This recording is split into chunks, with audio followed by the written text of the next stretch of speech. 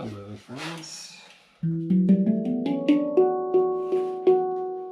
Let's see if this is actually working, which I believe it is. Let's take a peek.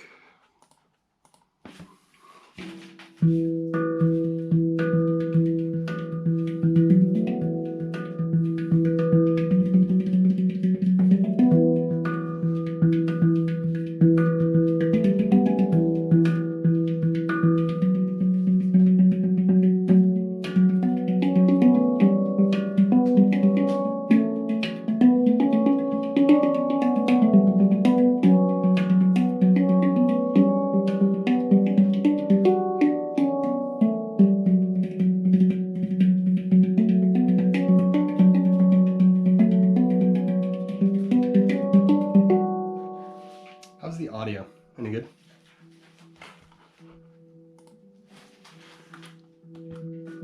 Seems pretty good. All right, cool. Success. I'm very glad that I'm able to do live streams like this on here. I think this will be a fun way of engaging with people. Let me know in the chat, guys, if this sounds pretty clear to you. It sounds like it on my end.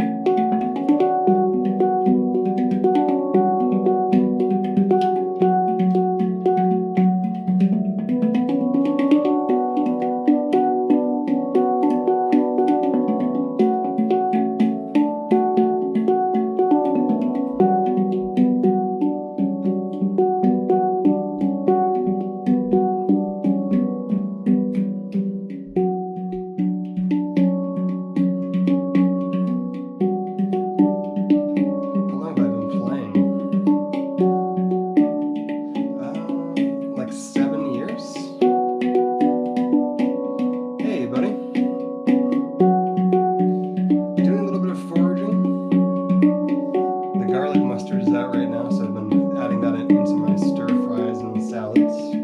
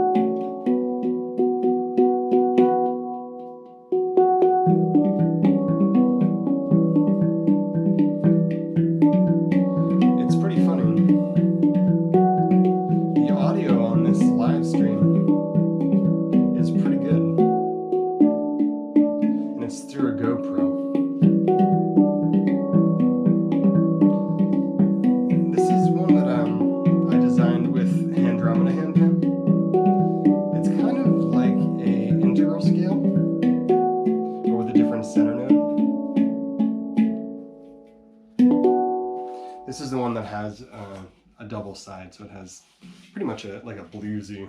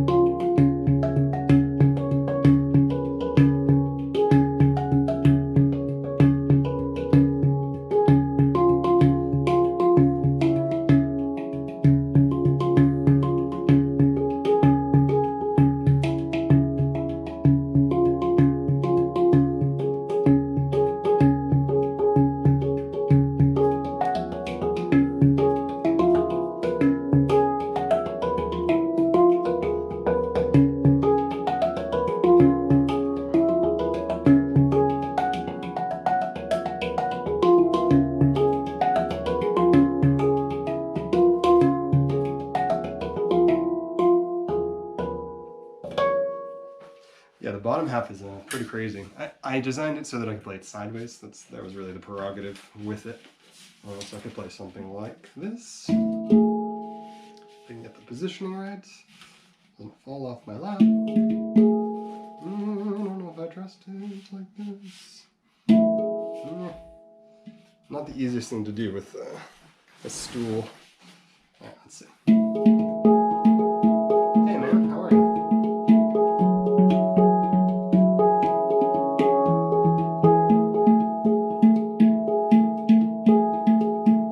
This is a Lunaria scale too, by the way.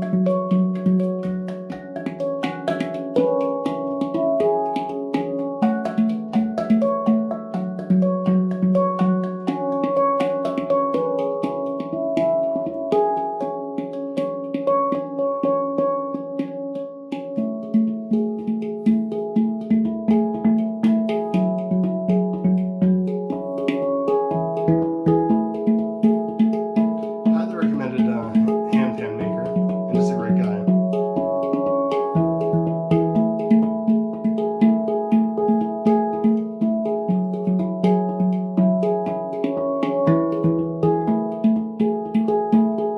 How's the audio? Still pretty good?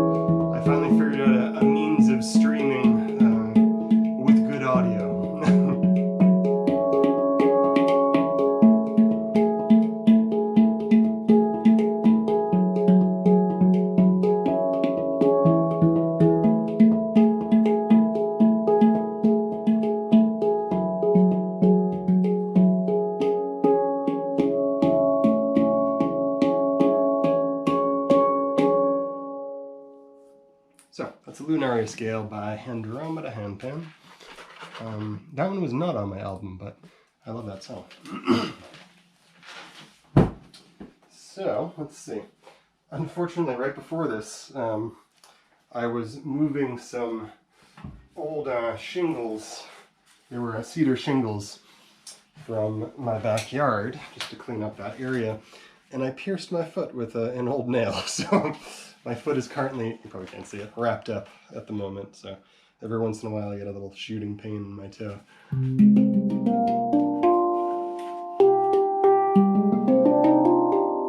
This is going to sound really good through here, I think.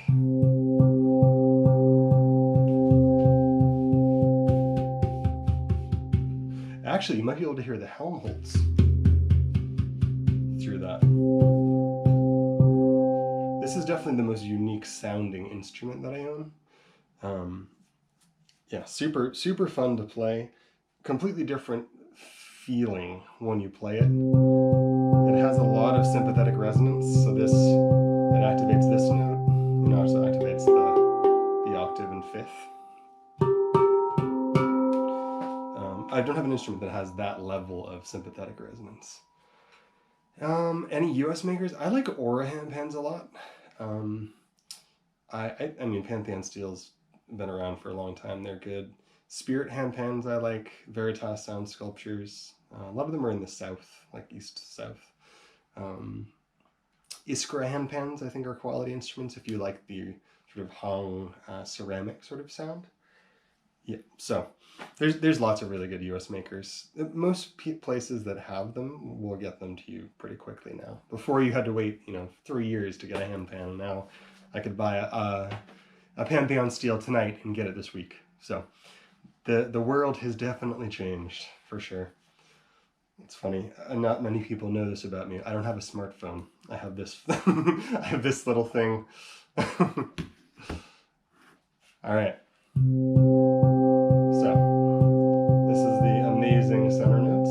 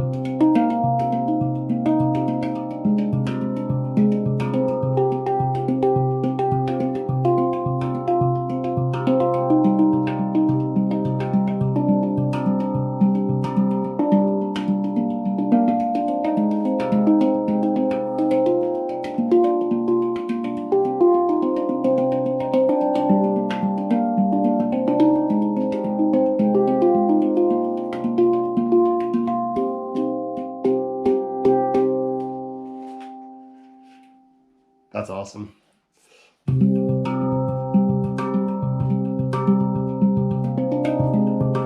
I use an iPad for work, for social media and all that. But I like to have a little bit of space from it so that I don't feel obligated to always answer questions. So it allows me a little bit of a break from all this, as much as I love to do it too.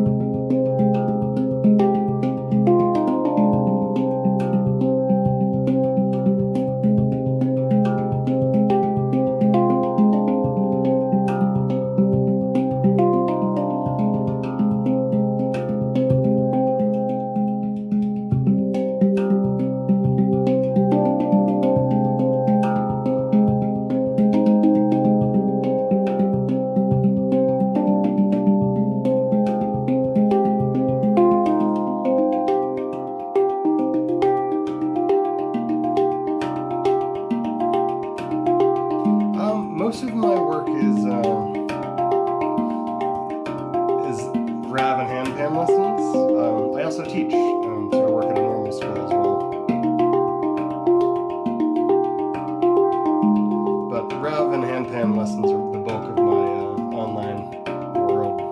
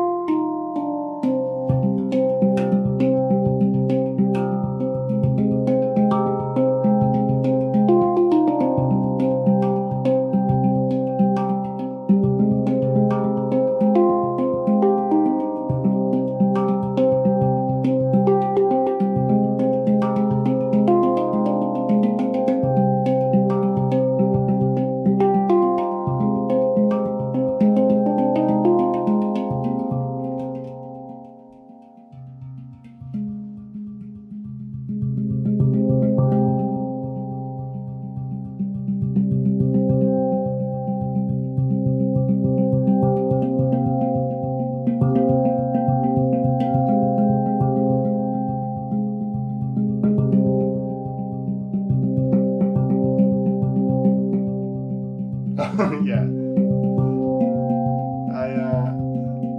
I do have quite a few.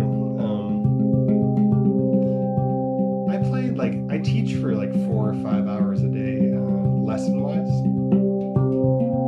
So I'm always playing. I end up playing probably like 4 or 5 hours a day. You would love it. Handpans are amazing.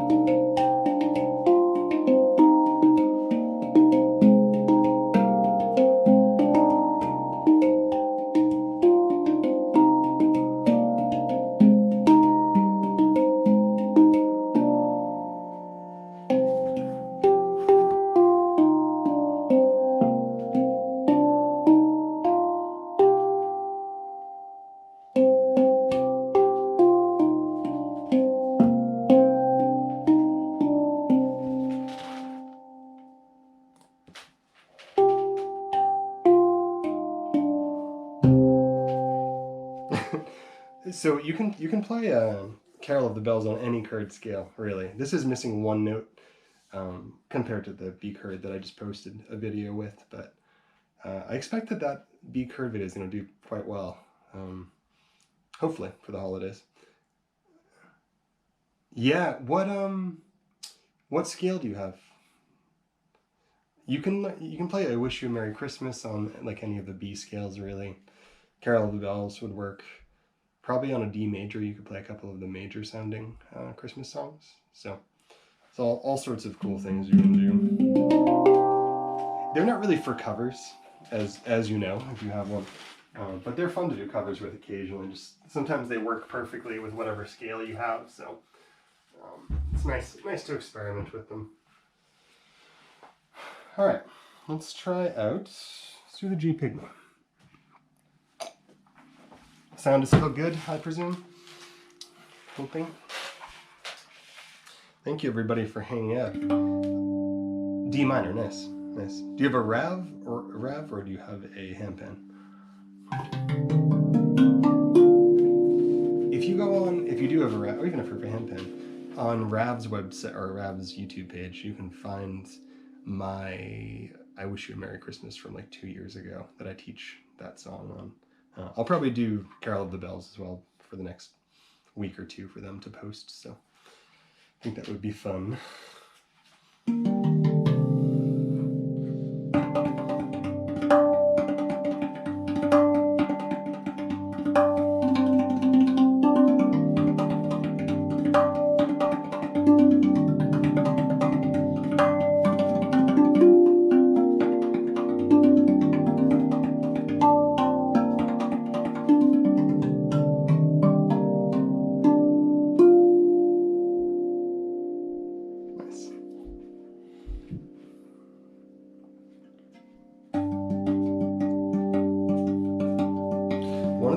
GoPro does well is pick up the audio for the Rav, which is wonderful, because I think Ravs are a little bit tricky to record with clarity.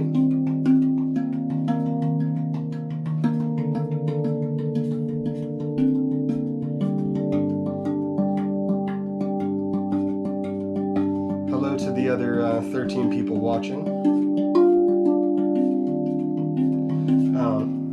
Bill June, let's see. You are very welcome for the foraging videos. I need to not slack and get more of those out. I take, you're asking what I take on a regular basis. I take Japanese knotweed tincture, or the powder, but I think the tincture is just a little easier to work with. What else? I also take lion's mane.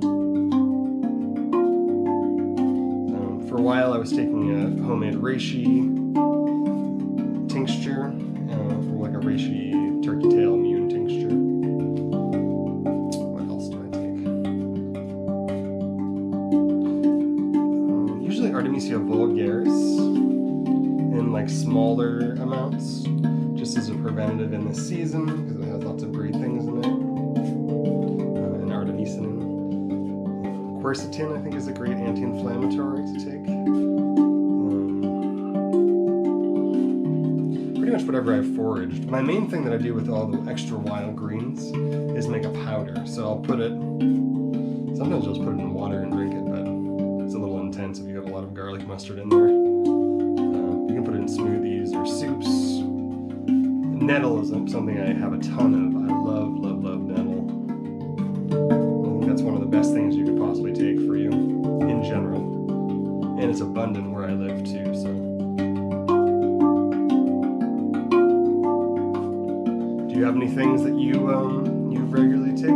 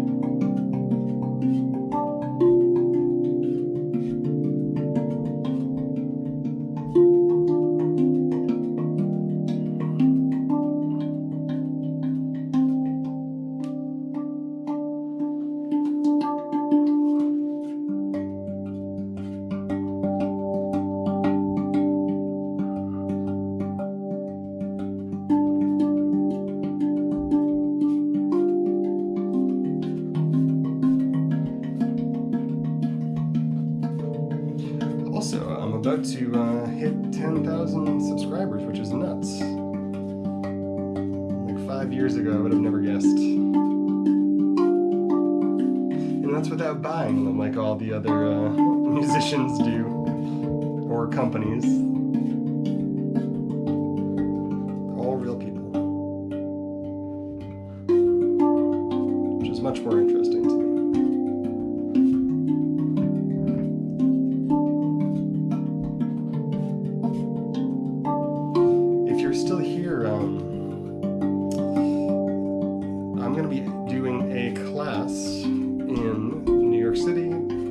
February 5th, for anybody that's in that area. And it's going to be a Handpan/Rav songwriting class.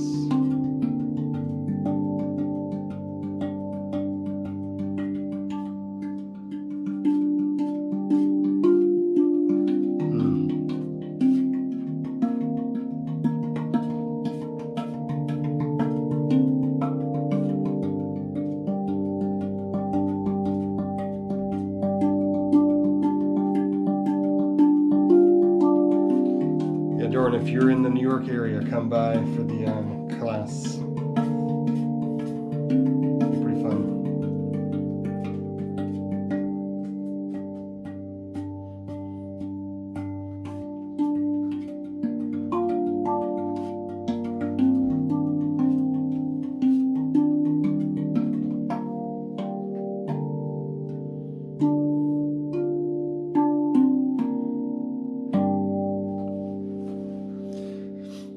Yeah, it should be a good time.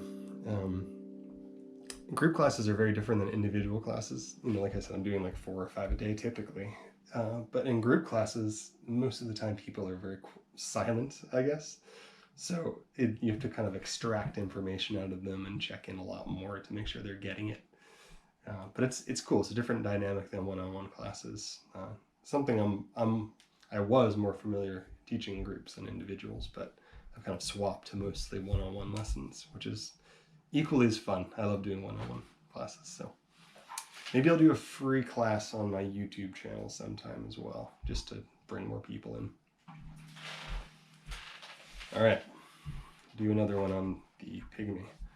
Audio still good, everybody? I know there's a delay here, so it'll probably take a second for you to respond.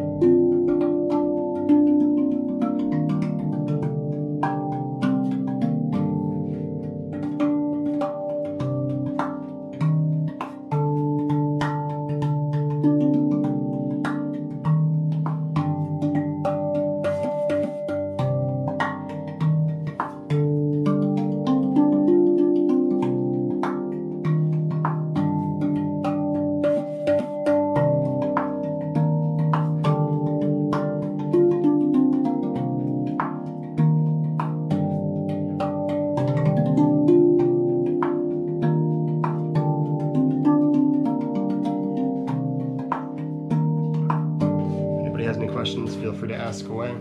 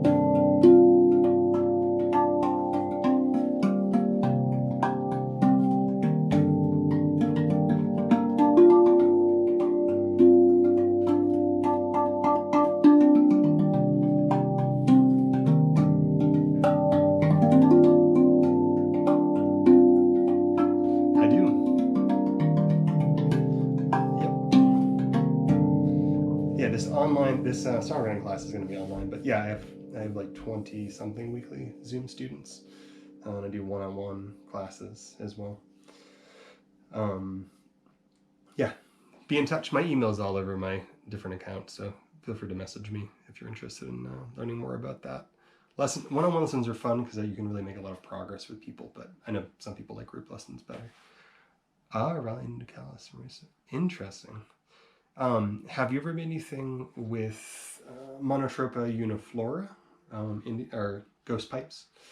Those are really interesting. I've definitely worked with them kind of just out of interest in their effect, because they were kind of not so known like 10 years ago in the herbal community, or not openly talked about. But I find that they're tremendously powerful plants. So, yes. So you should try and seeing if you can grow the Sweet Annie there. Sweet Annie grows really well here. I grow Artemisia annua, which is the Sweet Annie, Artemisia vulgaris, and Artemisia absinthius, and they all kind of are near each other. I'm pretty sure they've hybridized with each other, because I have some funky looking Artemisias now. But we actually have an Artemisia vulgaris that is a variegated one in my front yard. I don't know how that appeared, but pretty neat. Artemisia is a fantastic plant in general. I just like it as a tea as well, but I think in the current world, I think it's a useful thing to have around. Yeah, great stuff. Artemisia is going to be something that we're going to find to be very important, I think, in the coming years. At least artemisin, that active constituent. And Sweet Annie has more of that than vulgaris, even though vulgaris is quite bitter. But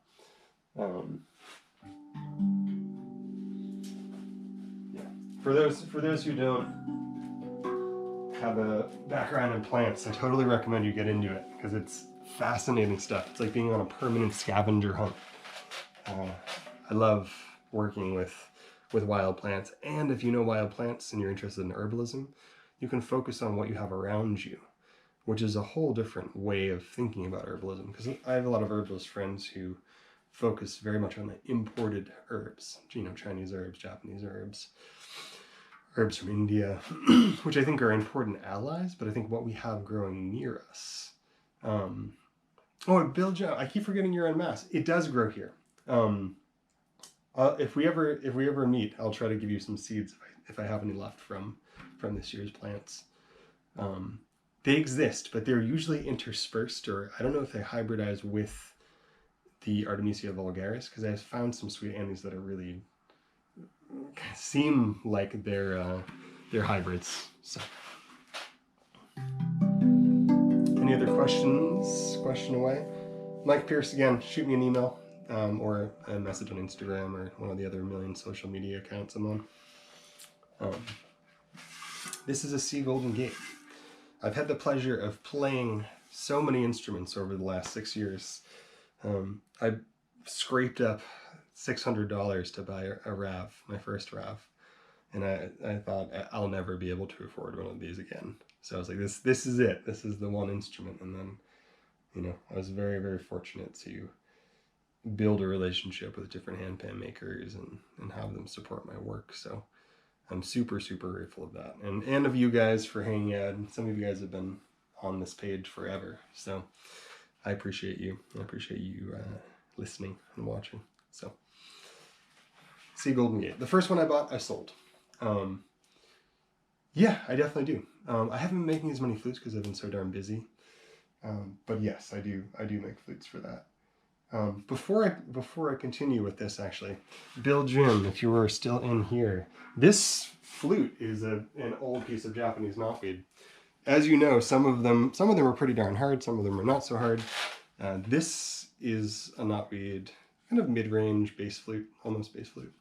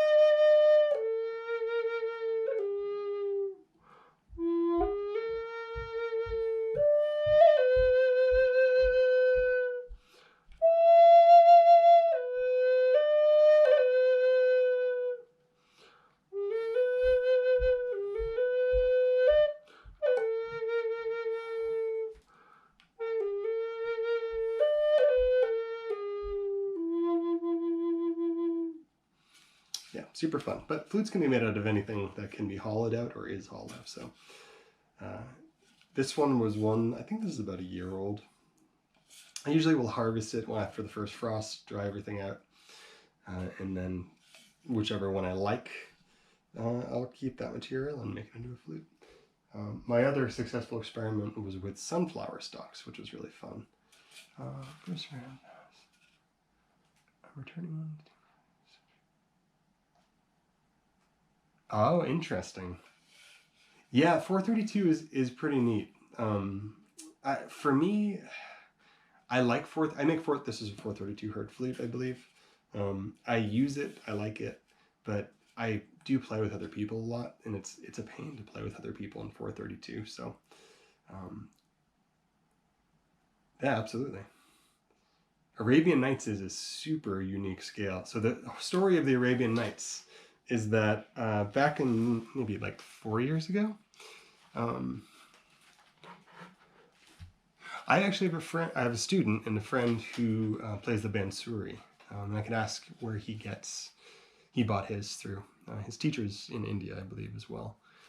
But his instrument is super beautiful.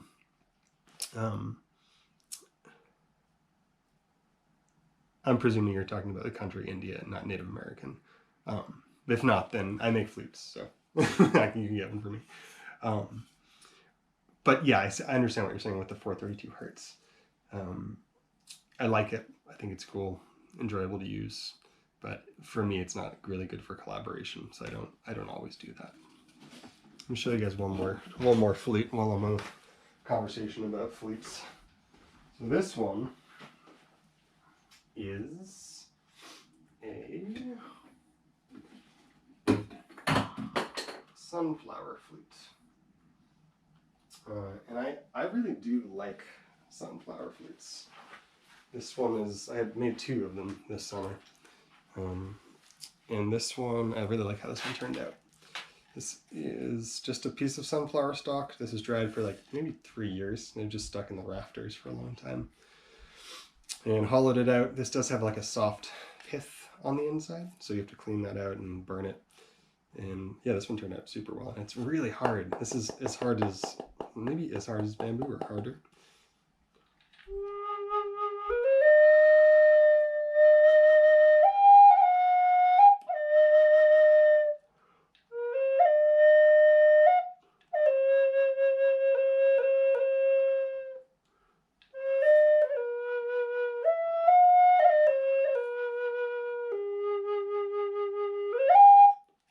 Super fun. My favorite scale to make, though, is definitely a harmonic minor scale. And see, this one's probably a little high-pitched, but let me find it. Hobbling around with my injured toe right now. This is a little V-style flute. Oh my gosh, yeah, there's so much mugwort here for sure. This is a harmonic minor scale, so I call it a Vivaldi flute on my little Etsy shop.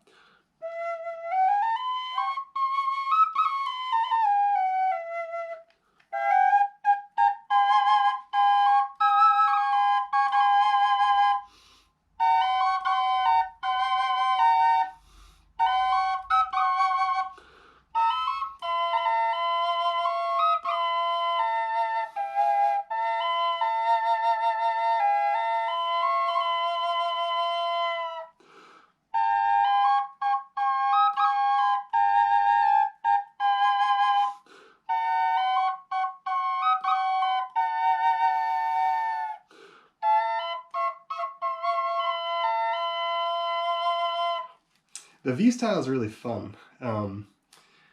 I like, this is kind of like a pocket size one, it's tiny. I like the shape of these, but I think for traveling, if I'm going somewhere, I often will bring something like this. This one's not fine-tuned yet, but this is just unfinished flute. But I like inline flutes simply because you don't have to worry about separation between the V or anything like that, and you literally just play between them.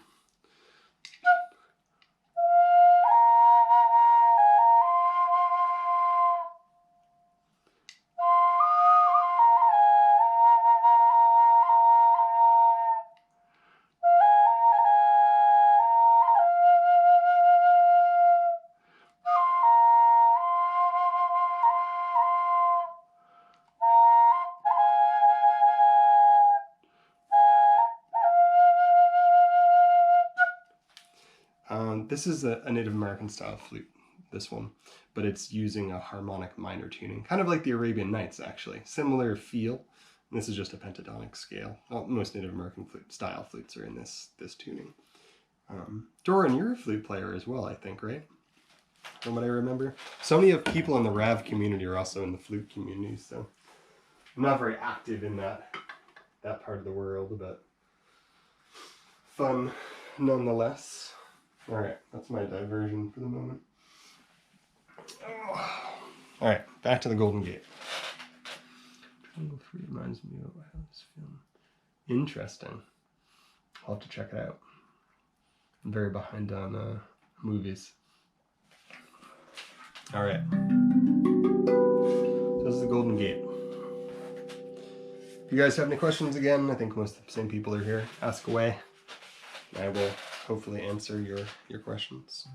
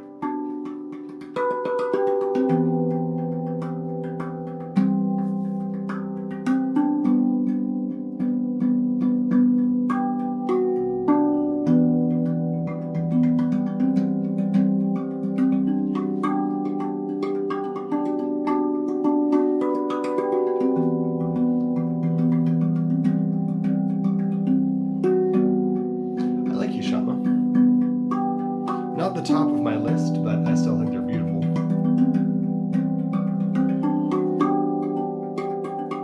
They're definitely high quality.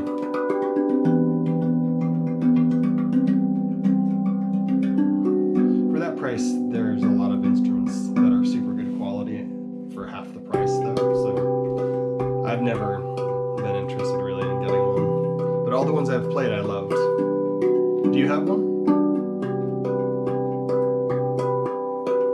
I love your name, Fruit Yogi. That's awesome.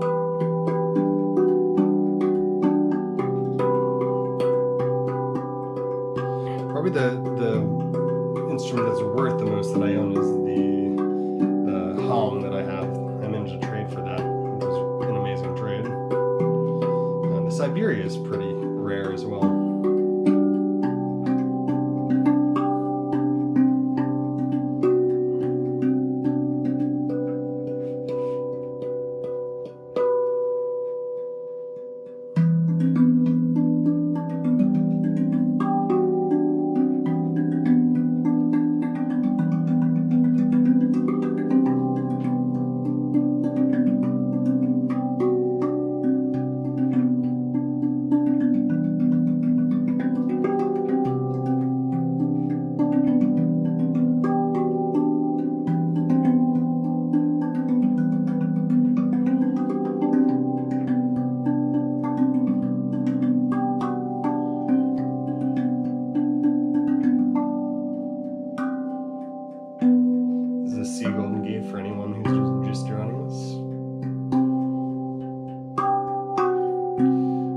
Thinking of this style string.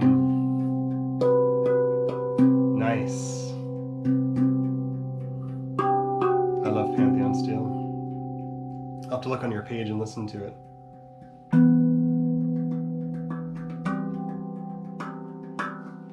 Ooh. I will listen to your Yashama.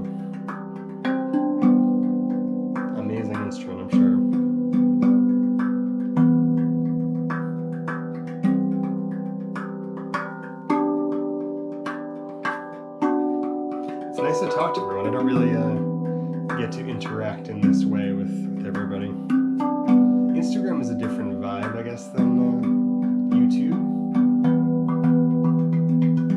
But I have such cool community on both.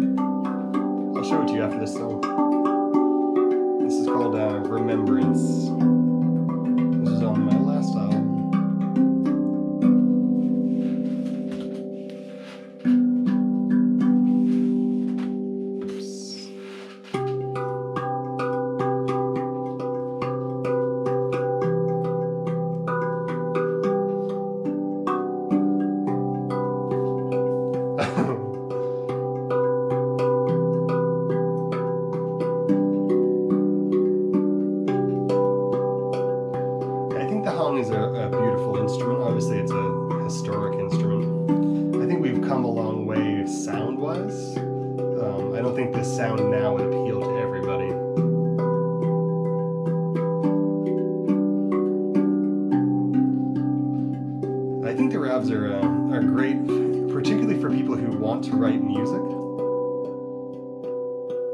I think for drummers they're a little more challenging, although more forgiving than a handpan is.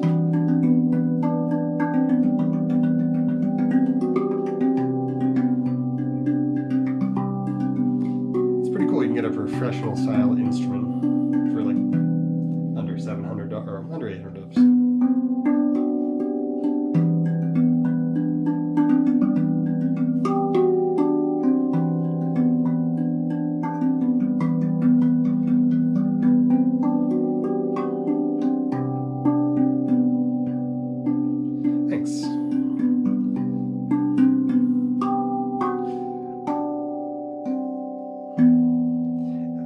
In guitar, so my brain automatically, when I started to play like 7 years ago, was like, how do I write a song on this? So I'm coming from a melodic chordal world and applying rhythm to that versus the other way around. I think that's the shortcoming of classes like Master the Handpan and other things that you probably get 7,000 ads for every moment on YouTube. They're taught by drummers, and there's nothing wrong with that, but I think there's so much more to these instruments than drumming.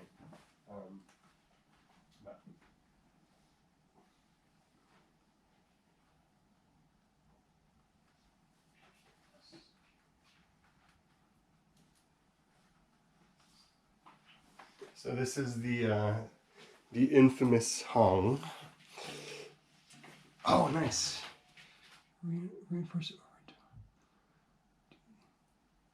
Send me a video of it if you don't mind. I'm curious to hear. I would contact them too, or if you have trouble getting hold of them, I can help you get a hold of them as well. They'll be able to help you out.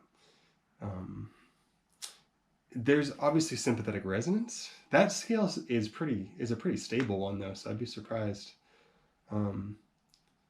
Yeah, I like freeform too. I like a mix of both. My theory and what I teach in all of my classes and courses is like 60-40 or 70-30. So 60%, 70% of something has a structure, has a root, has a progression.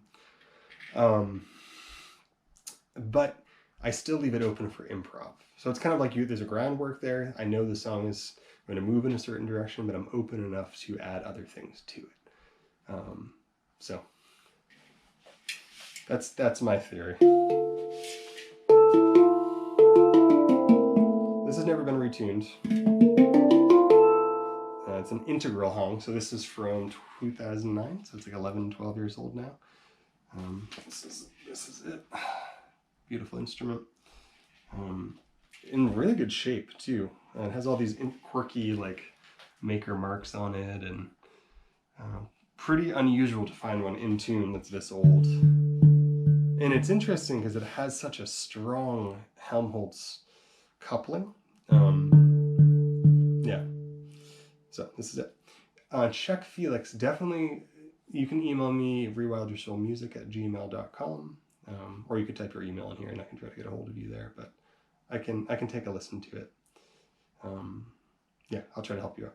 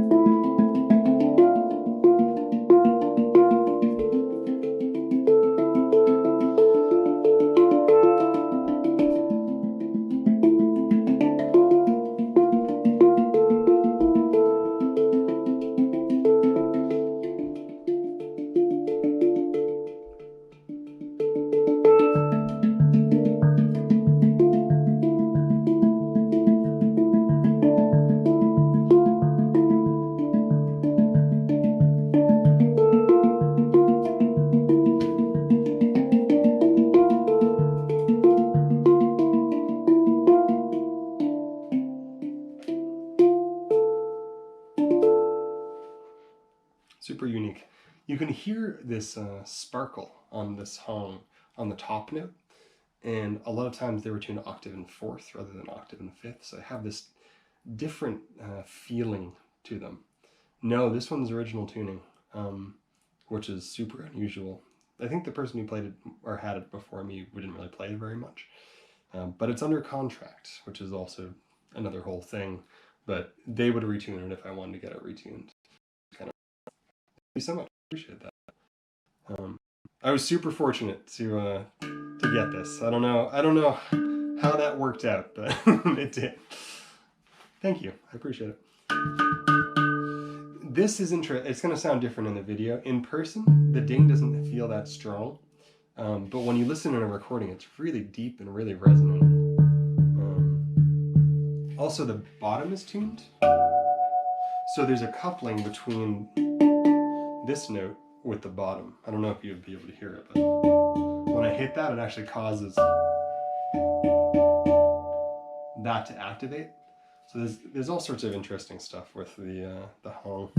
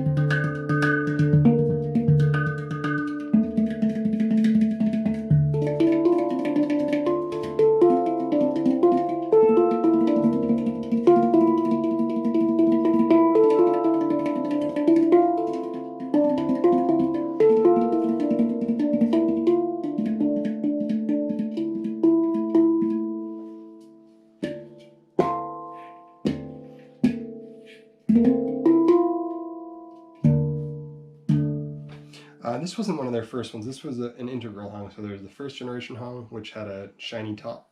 Second gen that had this same rim and more defined tone fields. And then this is the third generation integral hung. And then they went to the free integral, which was tuned without a tuner, just by their ear. So this one used to have a shiny golden ding, but that's just worn off because it's very old now. A handpan for every holiday sounds like a great thing. This was a study on... Interesting.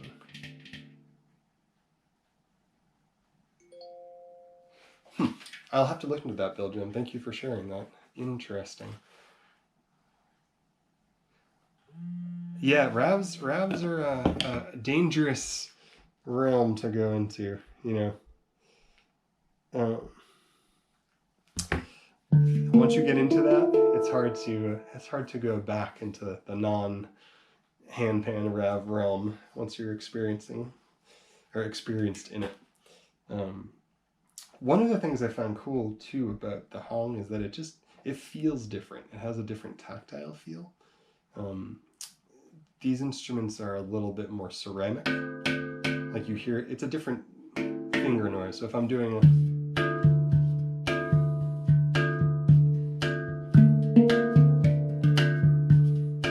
the slap is very different sounding.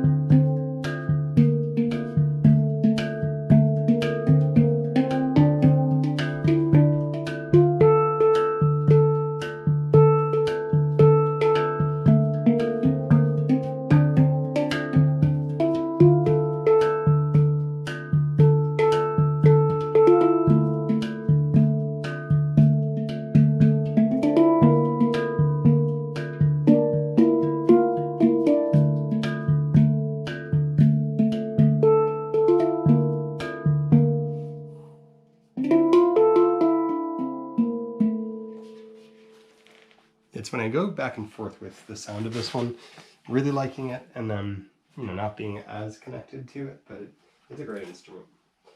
Super fortunate to have the chance to have it. I want to keep it rust-free after all of these years, so always wiping this guy down. For the handpan players here, what's the current oil that you use? My thing is a camellia oil. Now, I find that very useful.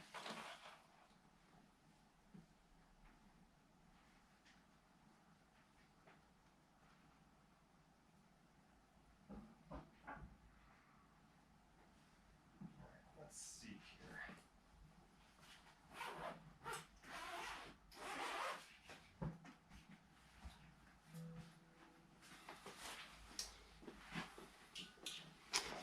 Back. So let's see.